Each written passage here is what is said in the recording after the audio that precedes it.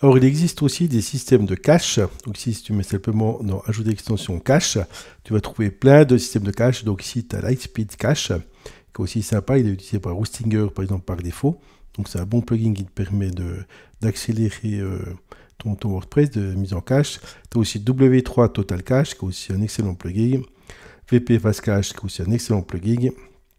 Et tu as aussi celui-là, qui est VP Super Cache, qui est fait par Automatic, qui est les fondateurs de WordPress.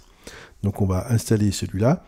Alors tu peux essayer avec les autres, faire des tests de réhabilité et autres, pour voir comment ça se passe. Donc voilà, on va l'activer. Du coup, il nous recharge la page d'extension et on va pouvoir aller ici dans Réglages. Voilà, donc ici, il faut cocher Mise en cache activée. Et puis, voilà les paramètres de base et mettre à jour l'état.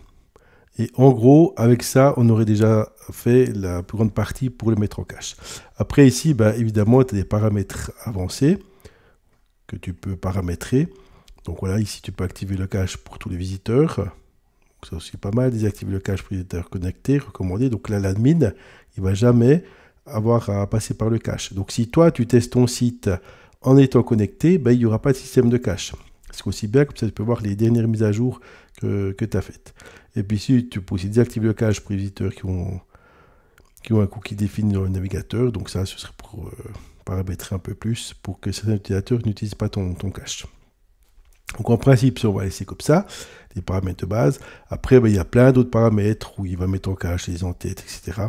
Donc là, on ne va pas passer tout en revue les paramètres. C'est de nouveau à essayer l'un après l'autre, sauver, tester le site, et si ça ne marche pas, on recommence.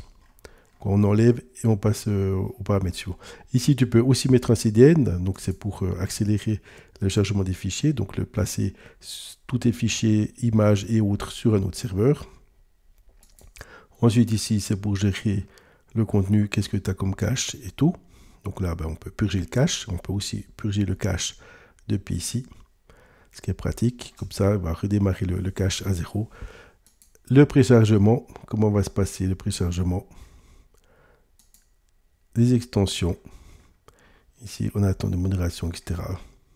Donc là, en principe, on ne va pas trop toucher pour ça. Donc la seule chose à faire, en fait, c'est aller dans l'essentiel, le mettre en cache, puis après tu peux t'amuser ici dans les avancées pour essayer d'optimiser au maximum. Alors c'est une extension qui est gratuite, qui est faite par Automatic, donc c'est ceux qui font WordPress, donc en principe ils doivent savoir comment fonctionne WordPress et faire juste.